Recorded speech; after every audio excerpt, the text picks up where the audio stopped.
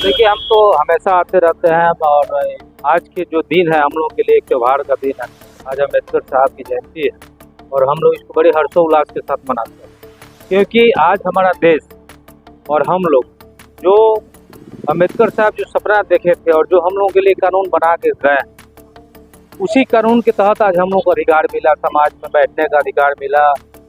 हम लोगों को हर जगह, जिस जगह पे हम लोग नहीं बैठते थे वहाँ जगह देने का काम हमारे अम्बेडकर साहब ने। लेकिन आज देश की दुर्भाग्य है और हम लोग को दुर्भाग्य है कि हमारे ही समाज के लोग, अपने ही समाज के लोग इस बात को नहीं समझ रहा है कि हमारे अम्बेडकर साहब ने जो हमारे लिए हक और हमारे लिए जो कानून बना के संविधान में किया, उस कानून के साथ छेड़छाड़ किया जा रहा है और कहीं ना कहीं हमारे हक को छीना जा रहा है।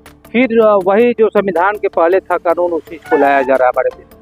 हमारे संविधान की तरफ हम किसी चीज़ के तरफ इशारा नहीं कर रहा है। ये बता रहा हूँ कि मेरे संविधान के साथ छेड़छाड़ किया जा रहा है। मेरे संविधान मतलब हम सबके संविधान के साथ, जो अम्बेडकर साहब हमको दिए हैं उसके साथ छेड़छाड़ किया जा रहा है। इसको हम लोग को हर हालत में बचाना है। तभी बच सकता है जब हमारे समाज के बच्चे लोग साक्षर होंगे, पढ़ेंगे, लिखेंगे, जब अपने अधिकार को जानेंगे, जब इस चीज़ को जानेंगे कि हमारे अम्बेडकर साहब ने मुझे क्या दिया है, हमारे लिए अपनी कितनी कुर्बानी दी है, उन्होंने क्या किया है अपने समाज के लिए।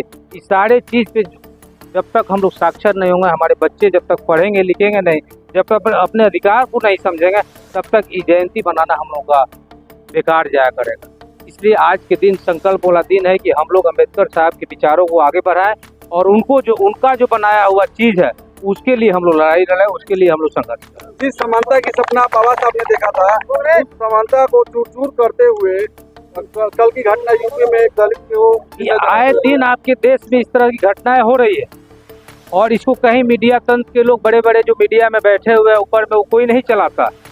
बेमुद्दा की बात होती है क्यों?